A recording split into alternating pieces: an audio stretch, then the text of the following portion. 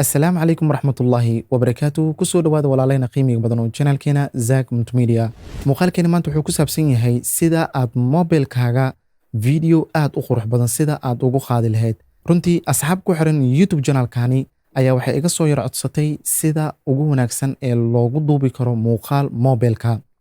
xaqiiqatan aniga ka shakhsi ahaanteeda 19 video waxaan ku soo yar duubay taleefankaygan kan ah telefonkan ayaan adeegsanay intaan aan adeegsanin ka hor kameradani mobilkani waxaa lagu magacaabaa Huawei P30 Lite ugu horey markaan kasoo yaro muuqanay face ahaan markaan kasoo yaro muuqanay YouTube channelkan hadeertaan aad iga daawanayso waxaan ku bilaabay mobilkani dadka inta badan kama dhaadhacsano in mobilkani wax wanaagsan lagu duuban karo waxay isleeyihiin camera ayaa ka wanaagsan camera ayaa ka muhiimsan waa sax camera quality ay leedahay laakiin hadba waxay ku xiran tahay lenska markaasi aad haysato laakiin haddaadan haysanin aadna jeceshahay walaalahaaga inaad wax kheyr aad u soo gudbiso waxaan kula talin lahay inaad ka bilowdo marka ugu horeyso mobilka gacanta aad ku wadato waa inta badan hadeertaan waxaan gacanta aan ku sidanaa waa smartphoneskeena aan hadeertaan aan adeegsanayno smartphoneska hadeertaan dhawaan waxay yara duubayaan muuqaalada ay yara duubi karaan 80D-ga kaamirooyinka loo yaqaano 80D 70D waxay yara duubaan dhammaantooda waa full HD mobilada hadeertaan aan wadano full HD dhammaantooda way yara duubayaan marka waxaa yara jirto shay markaad haysato waxaa muhiim ah in adeegsigiisa aad si wanaagsan aad u garanayso haddaadan garanaynin adigoo haysata qalabka ugu qaalisan wax wanaagsan ma soo saari kartid dad badan markaan intaan kameradani aan soo iibsanin ka hor akhyaar ayaa waxay iga soo yar codsatay kamerada aan ku duubo nooceeda inaan ula wadaago markaan u yaray sheegay inaan adeegsado smartphoneskeyga waxay igu dhaheen smartphoneka aad haysato waa noocee markaasi si gooni ah ayaan ugu yara jawaabay marka muuqaalkan waxaan idin kula wadaagi doonaa softwareka ugu wanaagsan ee aad ku duuban karto muuqaaladaada adigoo adeegsanayo smartphoneka gacantaada ku jiro sidoo kale waa inaad ogaataa markii aad smartphonekaaga aad ku yara duubto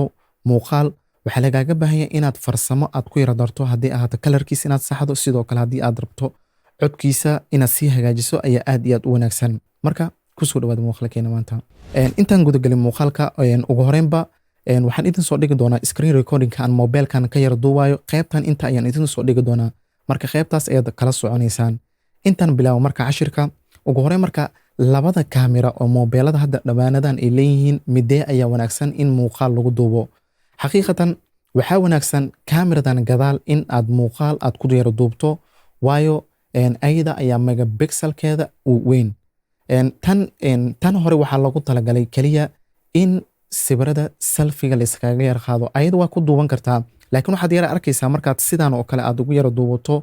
waxaad yara arkaysaa in gacantii inta jirtay inuu flip uu ku sameynayo sida qof muraayad oo kale u taagan ayuu kaaga yara dhigayaa marka kameradani qaybta hore waxaa lagu yara talagalay in sawirada lagu yara qaato kuma wanaagsano xagga iyo muuqaal duubista waxaa wanaagsan marka aan kula talin lahay inaad adeegsato qaybtani dambe kaamirooyinkan dambe inaad adeegsato ugu horreyn hadeertaan waxaan soo yara furanaynaa Play Storeka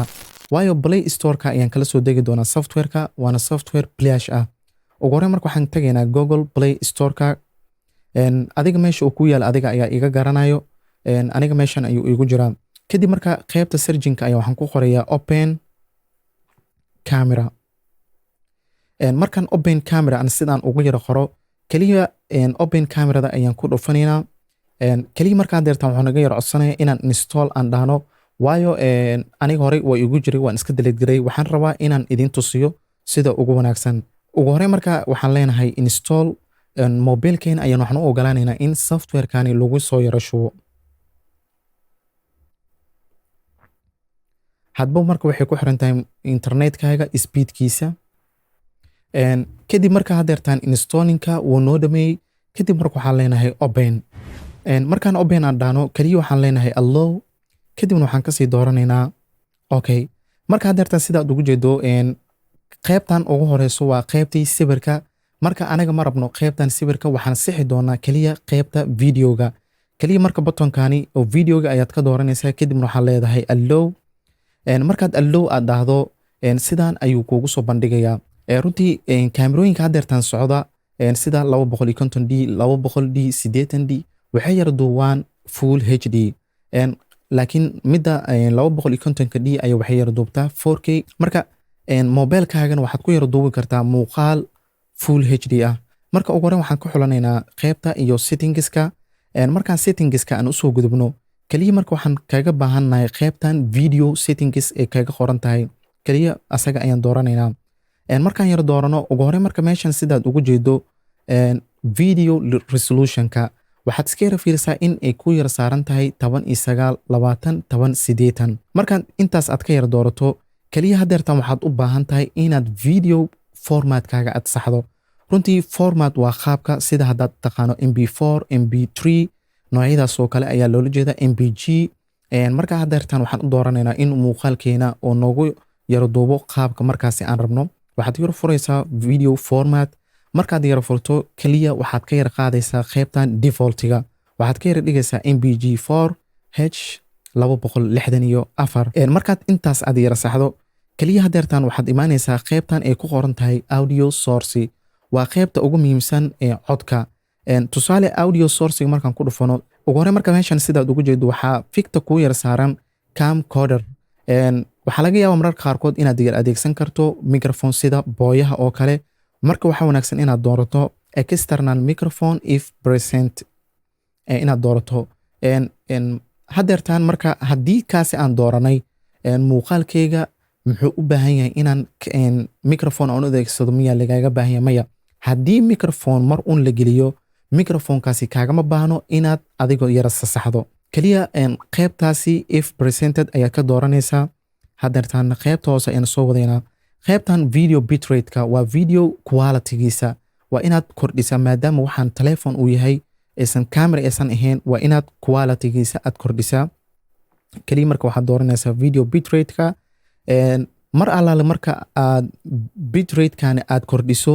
faylka ha yaraado sizekiisu wuu weynaan doonaa tusaalehaan waxaa laga yaabaa video 5 daqiiqa aad duubtay inuu 1 GB kaaga dhigo marka quality-ga ayaa wanaagsan waayo markaan aan barnaamijkeena ama videogeena aan editing gareeno social media ayaan doonaynaa inaan ku post gareeno mararka qaarkood marka waxaa laga yaabaa social media aad ku post gareynayso muuqaalkaaga sidaad usoo habeysatay inaadan ku arkin waxaana keenayo social media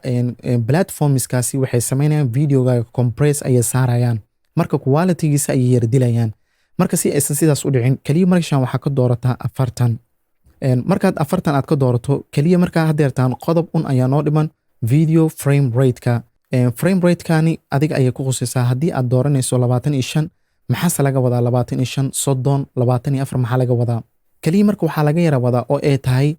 intii halkii ilbiriqsi 25 sawir ayuu qaadayaa waayo muuqaalkan aad arkayso waa sawiro la isku yara ka keenay marka adiga ahaan waxaad doorataa 25 frame per second ama 30 frame per second kaliya anagaa dartaa waan furanaynaa waxaan dooranaynaa 25 frame per second ama 24 aad iyo aad ay wanaagsan tahay mar un ayaan ka hadli doonaa frame per second kani oo muuqaalo gooni ayaan ka samayn doonaa marka hadeertaan 25ta ayaan dooranaynaa marka hadeertaan sidaa ujeedo wax kale aan ka saxayo meeshani ma jirto kaliya hadeertaan waxaan leeyahay back markaan back aan dhahno hal mid ayaa noo dhiman taasoo ah in markaan muuqaalada aan duuweyno waxaa laga yaabaa mararka qaarkood midabka qofka inuu isbedelo colorska ama iftiinka markaasi loo adeegsanayo mar inuu iftiin kusoo furmo si aysan sidaas usoo dhicin kaliya meeshaan ay ku qoran tahay on screen ayaad furaysaa meeshaan marka waxaad ka yara raadinaysaa meel ay ku qoran tahay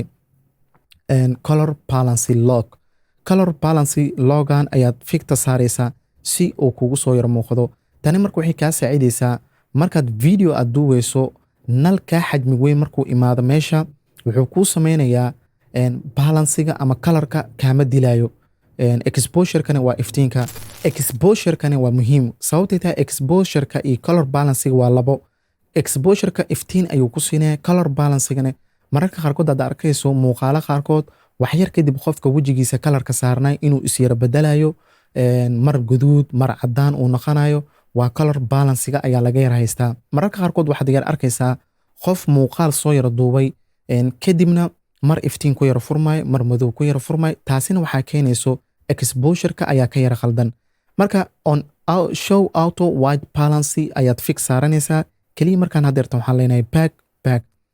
meesha marka sidaad ugu jeedo wuxuu noogu soo bandhigayaa laba button labadaani button marka meeshan sidaad ugu jeedo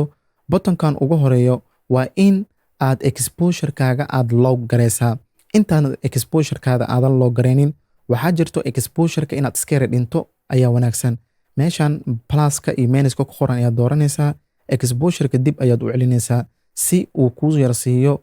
muuqaal aan iftiin fara badan ama shucac fara badan aan ku furnayn. exposure-ka adiga tusaale -1 oo kale ayaad geynaysaa,